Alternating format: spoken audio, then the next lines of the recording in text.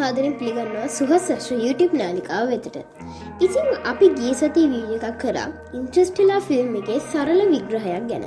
ඉතින් ඒ වීඩියෝ එක බලපු නැති අයට තේරෙන්න මම කියන්නේ ඉන්ටර්ස්ටෙලාර් කියන්නේ 2014 දී රිලීස් වෙච්ච සයන්ස් ෆික්ෂන් මූවි එකක්. ඉතින් මේ ඉන්ටර්ස්ටෙලාර් මූවි එකේ ගැඹුරු තල ගැන තමයි අපි අද කතා කරන්නේ. ගැඹුරු විද්‍යාත්මක සංකල්ප මේ වගේ ගොඩක් දේවල් ගැන අද අපි ඉක්මනට සුහස් ශ්‍රී නාලිකාවෙන් බලමු.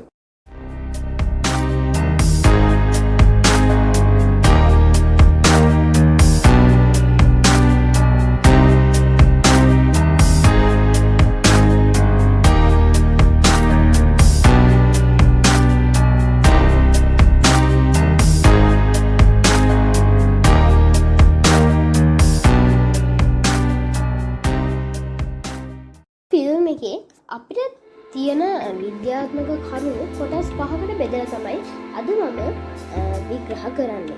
ඉතින් මේ කොටස් පහේ පළවෙනි එක විදිහට මම තෝරගත්තේ බුක් රැක්. නැත්නම් ඒ ෆිල්ම් එකේ පොත් රාක්කේ සිදුවන අමුතු සිදුවීම් ගැන විග්‍රහ කරන්න. ඊට පස්සේ දෙවෙනි එක විදිහට තෝරගත්තේ ඩස්ට් ක්ලවුඩ්ස් ගැන කතා කරන්න.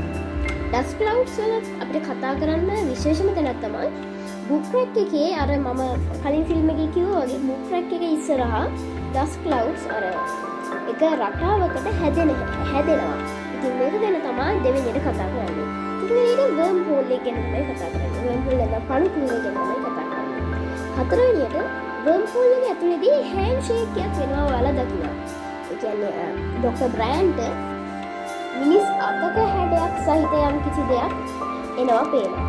ඉතින් පස්වෙනියට the communication ඒ කියන්නේ මේ ෆිල්ම් එකේ අපිට ඒ ෆිල්ම් එක කියන්නේ නමුත් මේ ෆිල්ම් එකේ අභ්‍යන්තර දෙයක් සිදුවෙන නැත්නම් අපිට කියන්න නැති යාලා අපිට හංගවගෙන ඉන්න නමුත් ටිකක් ගැඹුරින් බලුවොත් අපිට තේරෙන දෙයක් communication නැත්නම් එයාලා සංනිවේදනය කරන හැටි ගැන පොඩි බටහිර ආගම් රාමුවක් ඇතුළත පොඩි ඇතුළක තියෙනවා කියලා අපිට හිතා ගන්න පුළුවන්. ඉතින් මේක ගැන තමයි අපි ඊළඟට කතා කරන්නේ. මුලින්ම අපි කතා කරන්නේ මර්ෆ්ගේ බුක් රැක් එකේ වෙන සිද්ධි දාමයන් ගැන. මේ බුක් රැක් එකෙන් අභිරහස් සිද්ධියට පොත් වැඩෙන්න පටන් ගන්නවා. ඉතින් මර්ෆ්ට මේක මුලින්ම හිතා ගන්නත් බෑ. කූපරුත් ගණන් ගන්නෙම නෑ. ඊට පස්සේ එක දිගට වැටලා එක දවසක් මෙයාගේ බුක් රැක් එකේ තියලා තිබ්බ මූන් ලෑන්ඩර් එකේ අණුරුවක් වැටෙනවා බිමට. ඉතින් මෙහෙම වැටුණාට පස්සේ මර්ෆ්ට මේක ගැන පොඩ්ඩක් සීරියස්ලි හිතන්න පටන් ගන්නවා මර්ෆ් මේක ගැන. මර්ෆ් මේකෙන් වැටෙන පොත්වල රටාවක් තියනවාද කියලා බලනවා. ඉතින් මේ රටාවක් මෙයාට හම්බුනාට පස්සේ මෙයා මේක බයිනරි කෝඩ්ස් වලට පෙරලනවා. බයිනරි කෝඩ්ස් වලට පෙරලුනම මෙයාට තේරෙනවා මෙතනින් කියන්නේ ස්ටේ කියන වාක්‍ය කියලා. ඉතින් ඔයාලා දන්නවා මොකද්ද මේ වෙනකොට කූප මොකද්ද පුතේ පිටත් වෙන ලඟ වෙලා ඉන්නේ. ඉතින් මර්ෆ් හිතනවා මේ කියන්නේ කවුරු හරි අදෘශ්‍යමාන බලවේගයකින් තාත්තට යන්න එපා කියලා තමයි මේ කියන්නේ කියලා. ඉතින් කවුද මේ අදෘශ්‍යමාන බලවේගය? මේ වෙන කවුරුවත් නෙමෙයි කූප. අපි කිව්වොත් කූප අන්තිමටම වර්ම් හෝල් එකෙන් බ්ලැක් හෝල් එකෙන් පල්ලෙහාට වැටිලා ටෙසරැක්ට් එකකට වැටෙන්නේ. මේ ටෙසරැක්ට් එක පිහිටලා තියෙන්නේ මර්ෆ්ගේ පොත් රාක්කේ පිටිපස්සේ. ඉතින් මේ ටෙසරැක්ට් එක හදපු බුද්ධිමත් ජීවීන් කොටාසය මේ ටෙසරැක්ට් එක එයාගේ බුක් රාක් එක පිටිපස්සේ තියන්න හේතුව තමයි එතකොට කූපට පුළුවන් මර්ෆ් එක්ක කමියුනිකේට් කරන්න. ඉතින් මේ කමියුනිකේට් කරද්දී අපි දන්නවා ටෙසරැක්ට් එක ඇතුළේ ඉන්න කූපට කවදාවත් බෑ එළියට සමේ කතා කරන්න. ඉතින් කූප කරන්නේ අර මේවේකේ තියෙන පොත් වට්ටලා ස්ටේ කියන පණිවිඩය එයාට දෙනවා. ඉතින් මෙහෙම තමයි කමියුනිකේට් කරන්න පුළුවන් එකම විදිය. මර්ෆ් ස්ටේ කියන එක මේ කොහොම හරි එයා තේරුම් ගන්න මෙතනින් කියන්නේ ස්ටේ කියලා. නමුත් ෆිල්ම් එකට අනුව කූප යනවා. ඒක පිටින් පිටත් වෙනවා. ඉතින් බුක් රැක් එකේ වෙන සිද්ධිය වෙන්නේ මෙන්න මේ හේතුව නිසා. දෙවෙනියට අපිට කතා කරන්න තියෙන්නේ ඩස්ට් ක්ලවුඩ්ස් ගැන. මේ ඩස්ට් ක්ලවුඩ්ස් කියන්නේ මොකක්ද? පෘථිවිය ඒ කාලේ වෙනකොට ශාක ඉතාමත්ම අඩු ගණන් තමයි තියෙන්නේ. එන ශාක වර්ධනය වෙන්නේ සහ තියෙන ශාක අංගමාරය කියන දිලිය දකින්න මැරෙනවා. ඉතින් ඒකින්ද පෘථිවියේ වර්ෂාපතනය ඇති වෙන්නේ ඉතාමත්ම අඩුයි. ඒක නිසා ඩස්ට් කියන නම් ධූලි කියන දේ පෘථිවියේ වැඩි වෙනවා. ඉතින් මේ වැඩි වුණාට පස්සේ හැමතැනම මේ ඩස්ට් මේ ඇති වෙනවා. මේවා හුලඟත් එක්ක ගහගෙන යනවා. ඊට පස්සේ ඩස්ට් සුනාම් ඒ කියන්නේ කුණාටු වෙන්නේ කොහොමද? අපි දන්නවා ඕනෑම වායුවක් රත් වුනහම ඉහළට යනවා. ඉතින් ඒ කාලෙ වෙද්දි ගස් අඩු හින්දා පෘථිවි උෂ්ණත්වය වැඩි වෙනවා. එතකොට තියෙන වායුන් අපේ අවකාශයේ තියෙන වායුන් ඉහළට යනවා. ඉහළට ගියම ඇතුලේ අර යට හිස් වෙලා තියෙන ඒරියා එක පුරවන්න අද ඉඳන් හුලං වේගෙන් එනවා. ඉතින් මේ එක්ටි මේන වේගය නිසා කුණාටු ඇති වෙනවා. මේ කුණාටුත් එක්ක ඩස්ට් එනවා. ඒතකොට ඩස්ට් ක්ලවුඩ්ස් ඇති වෙනවා.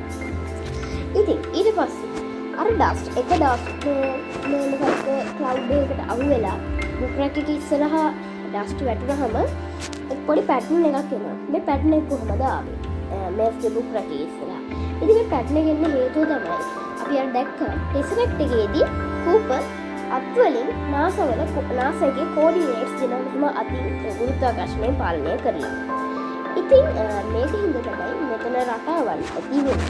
ඉතින් අපිට ඊළඟ කතා කරන්න තියෙන්නේ වර්ම්හෝල්ස්. මේ වර්ම්හෝල්ස් කියන්නේ අපේ අපි කියන විශ්ව කියන්නේ නම් මණ්ඩල කියනවා නම් බ්‍රහ්මණ්ඩල කියනවා මේ ඕනම දෙයක් පින්නකට සම්බන්ධ කරන්න පුළුවන් දෙයක්. ඔයාලා හිතන්න අපි කියමු සෑම් කියලා කෙනෙක් මේ සෑම්ගේ ගෙදර මෙයාගේ කාමරේ පොඩි රහස් දොරටුවක් තියෙනවා. මේ රහස් දොරටුව ඇතුලෙන් මෙයා ගිහම තප්පරයක් ඇතුළත එයාලා ඉස්කෝලේ මේ පන්ති කාමරය ඇතුළට මතු වෙන්න පුළුවන්. මෙන්න මේ වගේ දෙයකට තමයි වර්ම්හෝල් එක කියලා කියන්නේ. මේ වර්ම්හෝල් ඇති වෙන්නේ කාලාවකාශයේ නැමීමක් හේතු කොටගෙන. ඉතින් මේකෙන් ඔයාලට කියන්න මම පොඩි එක්ස්පෙරිමන්ට් එකක් කරන්නකෝ මේ කොලේ මේ පැන. ඔයාලා හිතන්න මේ ඩේට් කියලා මෙතන පෙන්නන්න තියෙන්නේ. නැත්නම් අපි එතන A කියලා සලකමු. මේ A කියන තැන තමයි අපි ඉන්න තැන. හිතමු අපේ පෘථිවිය සෞර ග්‍රහණවල අපේ පෘථිවිය.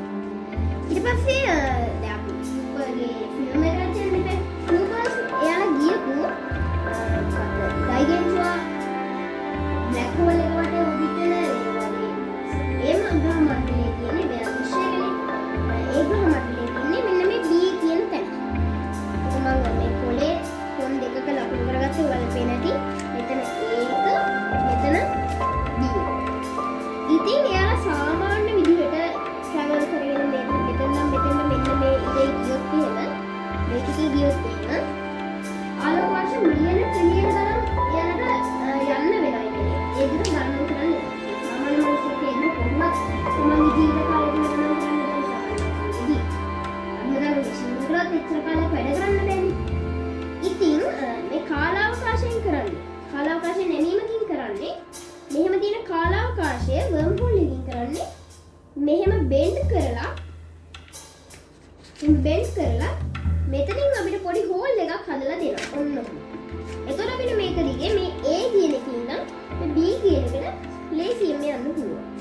අන්න ඒක තමයි වෙන්නේ. ඉතින් මේ කාලාවකාශය කියන එක අපි භෞතික විද්‍යාවට අනුව මේ ලෝකේ තියෙන්න ඕන කියලා හිතන්නේ නැහැ. මොකද ඒක අපි දන්නවා අපි ජීවත් වෙන මේ තුන්වෙනි මානයේදී අපි භෞතික විද්‍යාත්මකව හිතන් ඉන්න දේවල් පස්වෙනි මානයේ වැඩ කරන්නේ නැහැ. ඉතින් අපි ඉන්නේ තුන්වෙනි මානයේ අපි පස්වෙනි මානයේ තියනවාද කියලා දන්නේ නැහැ. ඒත් අපේ තුන්වෙනි මානයේ භෞතික විද්‍යාත්මක න්‍යායවල වලට අනුව මෙහෙම දෙයක් මත තමයි අපි අපේ ලෝකයේ සම මේ වගේ දේවල් පැවතිලා තියෙන්නේ. ඉතින් වර්ම්හෝල් එක කරන්නේ මම කලින් කිව්වා වගේ මෙන්න තියෙන කාලාවකාශය බෙන්ඩ් කරලා අපිට වර්ම්හෝල් එකක් හදලා පොඩි හෝල් එකක් හදලා දෙනවා. ඒක තමයි වර්ම්හෝල් එක නම් ෆන් කියලා කියනවා. දැන් තව ඒවා කියනවා. අපි හිතමු මෙතන මොකක් හරි යම්කිසි වස්තුවක් තියෙනවා. අපි මේ ස්ටේජ් එක තමයි ඉර කියන කාලාවකාශයෙන් මේක මෙහෙම තිබ්බම ඔයාලට පේනවා මැදින් බෙන්ඩ් වෙලා තියෙන. ඒකේ බරට මේක මැදින් බෙන්ඩ් වෙලා තියෙනවා. මේක තව කාලාවකාශයේ එක නියමයක්. අපි දන්නා බෙන්ඩ් වෙලා මේ ස්කන්ධය වැඩි ඕනෑම දෙයක කාලාවකාශයේ ගන්න ඉඩ වැඩි. ඒක නිසා වෙන්නේ ගුරුත්ව බලයෙන් මොකක්ද? එතන ගුරුත්ව බලය වැඩි වෙනවා. දැන් අපි සන් අපේ ඉරේ ගුරුත්වාකර්ෂණ බලය හින්දානේ අපේ මුළු සෞරග්‍රහ මණ්ඩලය වගේ වටේම මේ ග්‍රහවල ඕබිට් වෙන්නේ. ඉතින් ඉරේ ස්කන්ධයක් සාමාන්‍ය වැඩි. අපි දන්නවා මේ ඊට වඩා ලොකු ඉරවල් තියෙන්න පුළුවන්. අනිවාර්යෙන්ම තියෙනවා. මේ ඉර ඉතාමත්ම පොඩි සයිස් එකේ ඉරක්. ඉතින් එහෙම වුණත් ඒ ඉරේ ගන්න ස්කන්ධය සාමාන්‍ය ලෙස වැඩි නිසා එතන ගුරුත්වය වැඩි. මොකද කාලාවකාශය යන ඉර වැඩි. යට නැවෙන ගාන වැඩි. ඒකේ ගොඩක් දේවල් තියෙන කාලාවකාශය ගැන කතා කරන්න දෙන්නේ. මම ඊළඟට කතා කරන්න ලෑස්තිලා ඉන්නම්. කාලය ගැන ඊටසේ ගුරුත්වාකර්ෂණය මේ වගේ ගොඩක් දේවල් ගැන මම ඊළඟට කතා කරන්න ලෑස්තිලා ඉන්නම්. ෆිල්ම් එක නම වර්ම් හෝල් එක කියන්නේ. ඉතින් අපිට ඊළඟට කතා කරන්න දෙන්නේ වර්ම් හෝල් එක ඇතුලේදී ඩොක්ටර් බ්‍රෑන්ඩන් බලා ගන්න පුළුවන් වෙන අමුතු හෑන්ඩ්ෂේක් එක ගැන. මේ හෑන්ඩ්ෂේක් එක ගැන ගොඩක් මතක තියෙනවා. ඒ කියන්නේ මම කියන්නේ මේ හෑන්ඩ්ෂේක් එක හැදිච්චේ නමුත් මේ හෑන්ඩ්ෂේක් එකේ වෙන ආකාරය ගැන එකම තේරෙන්නේ මොකද ඒ ෆිල්ම් එකේදී මේක අපිට පේන විදිහට හදලා තියෙනවා. නමුත් හෑන්ඩ්ෂේක් එක ඒ ෆිල්ම් එකේ ඒ හෑන්ඩ්ෂේක් එක පෙන්නන විදිහ ගැන ගොඩක් ලොකු මත තියෙනවා. මම ඒක ගැන කතා කරන්න ලෑස්තිලා ඉන්නවා. ඉතින් මේ හෑන්ඩ්ෂේක් එක වෙන්නේ කූප ටෙසරැක්ට් එකේ එළියට ඇවිල්ලා. ටෙසරැක්ට් එකෙන් එළියට ඇවිල්ලා ආපහු වර්ම් හෝල් එක දිගේ සැටර්න් ගාවට යන අතරමඟදී කූප දකින්නවා. වර්ම් හෝල් එක දිගේ අර ගයිගෙන්ට්වා මේ මොකද බ්ලැක් හෝල් එක පැත්තට එන එයාලගේම අතීතේ. ඒ යානේ එයාලට පේනවා. ඉතින් මේ අවස්ථාවේදී කූපර්ට තේරෙනවා කාලයක් මෙතන වැඩ කරන්නේ භෞතික මානයක් විදිහට. භෞතිකමය දෙයක් විදිහට තමයි කාලයක් මෙතන වැඩ කරන්නේ. ඒ අපිට කාලය පාලනය කරන්න බෑනේ.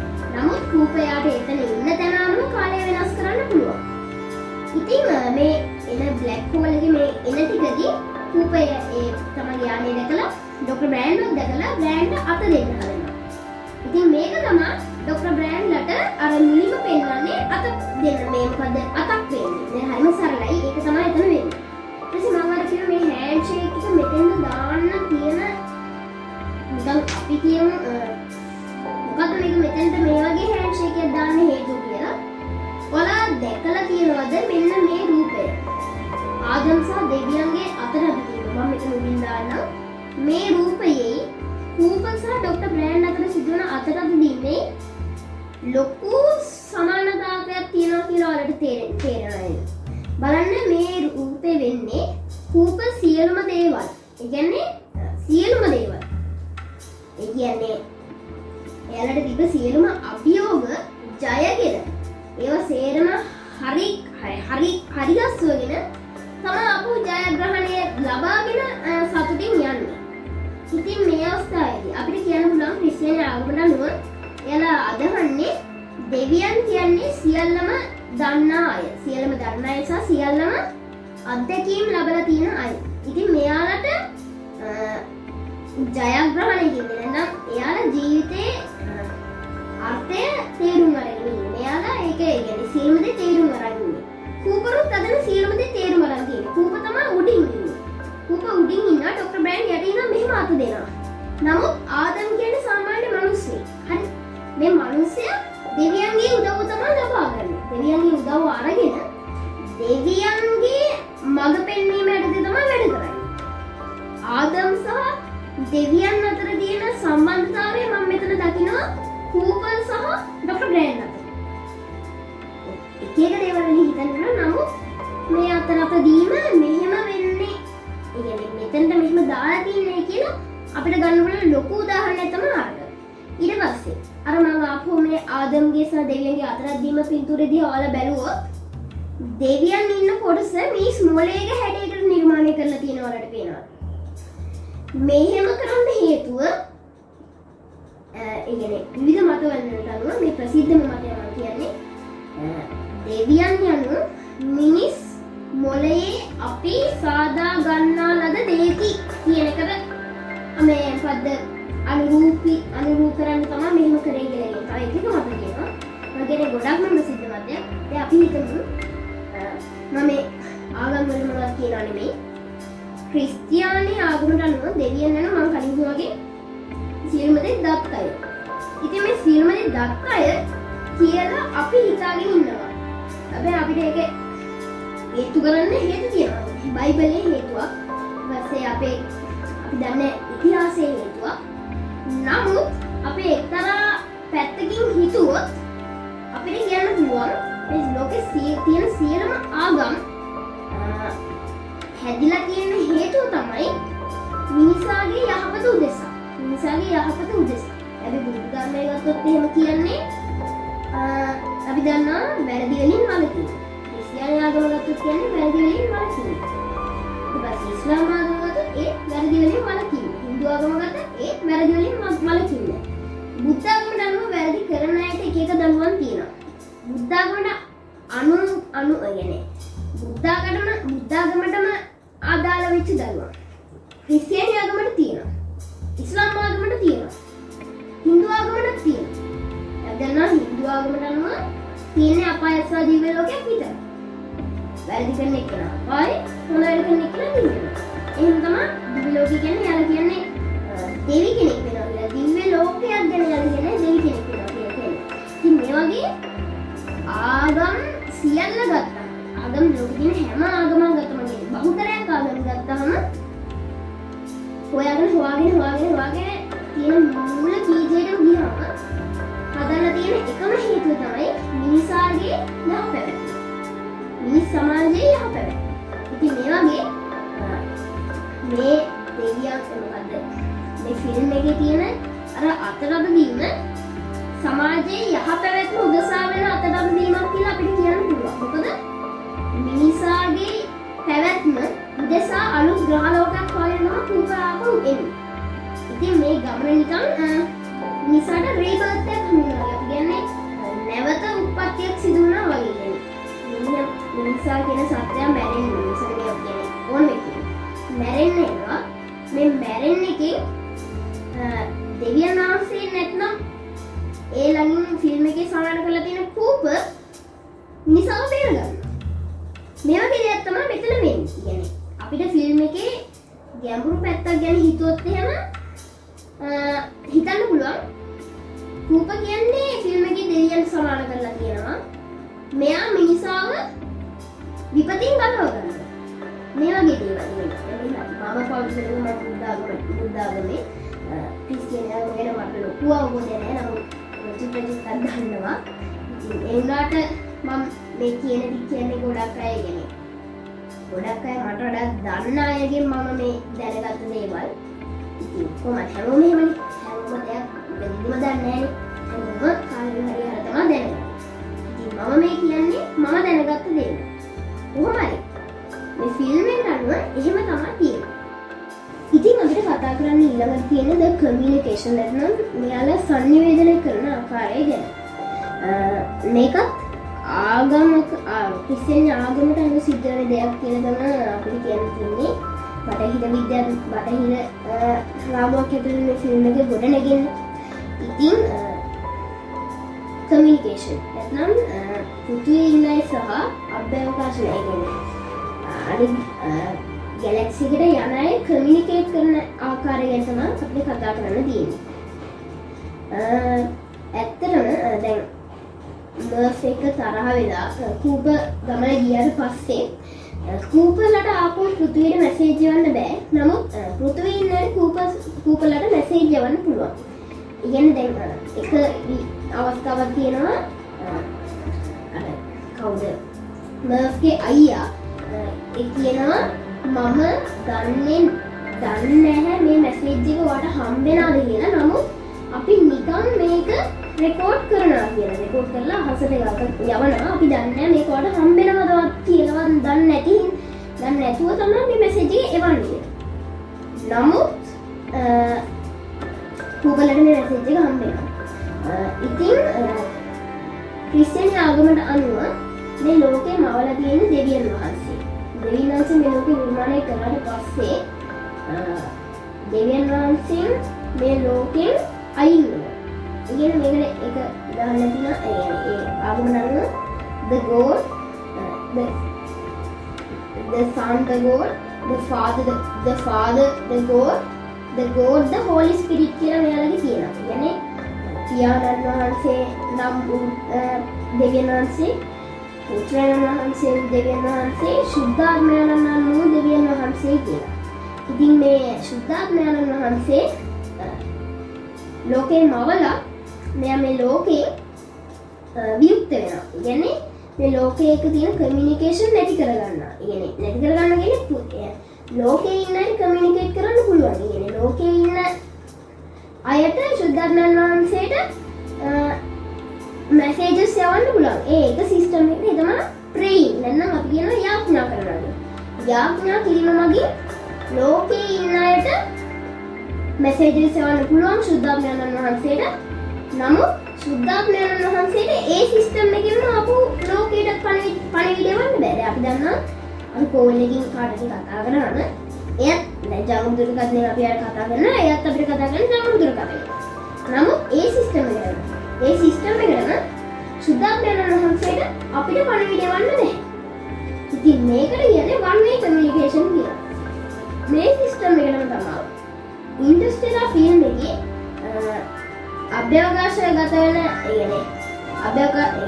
වෙන ගැලැක්සි එකට යන රූප සහ කවුද එයාගේ පුතාලා දුවලා කමියුනිකේට් කරන්නේ. පුතාලා දුවලා දන්නේවත් නෑ මේ මැසේජ් එක හම්බ වෙනවද කියලා. නමුත් එයාලා කතා කරා. මේ මැසේජස් යවනවා. දැන් අර ශුද්ධාත්මයන් වහන්සේට අපි මැසේජස් යවද්දි අපි දන්නේ නැහැ මේක හම්බ වෙනවද කියලා. නමුත් අපි විශ්වාස කරනවා මේක හම්බ වෙනවා කියලා. ඒකින්ද මැසේජස් යවනවා.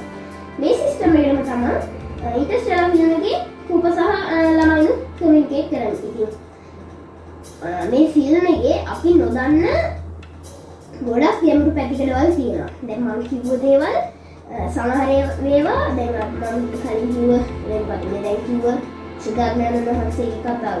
ඊට පස්සේ අත දීම ඒ කතාව. මේවා මේ වීඩියෝ එක බලන්න කලින් අහලවත් නැතුව හිටියවල. කියන්නේ ඒ තරමට ඒවා අපිට නොවදින විදිහට තමයි මේ ෆිල්ම් එක හදලා තියෙන්නේ. නමුත් අධ්‍යයනය කරද්දී අපිට මේවා දැනගන්න පුළුවන්. ඉතින් අද මම වීඩියෝ එක ඉතාම කෙටි වීඩියෝ එකක් තමයි මම දැන් කලින් දැන් වීඩියෝ එකට වඩා මොකද හේතුව විවිධ වීඩියෝස් බලන්න කට්ටිය කැමති නැති වෙයි කියලා මම හිතනවා. මොකද මේකත් මම කියනවා සමහර ඒවා තේරෙන්නේ නැති වෙන්නත් පුළුවන්. ඉතින් අහගෙන ඉන්න බෝරින් වෙයි හින්දා මම වීඩියෝ එක කෙටි කරන්න හිතුවා. ඉතින් අද වීඩියෝ එක මම මෙතනින් අවසන් කරනවා. ඒවල හැමෝගෙම අපු ඉඳලා ඉන්න channel එක subscribe කරලා පොඩි help එකක් දෙන්න කියලා. මොකද මගේ subscribers ලා subscribe count එක තාම 15ක් වගේ නෙමෙයි මගේ දෙවෙනි වීඩියෝ එක. ඉතින් start එක කියලා මම හිතනවා කොහොම හරි channel එක grow කරගෙන ඔයාලගේ දැනුමත් වැඩි කරගන්න පුළුවන් වෙයි කියලා මම හිතනවා. ඉතින් හැමෝටම සුබ දවසක්.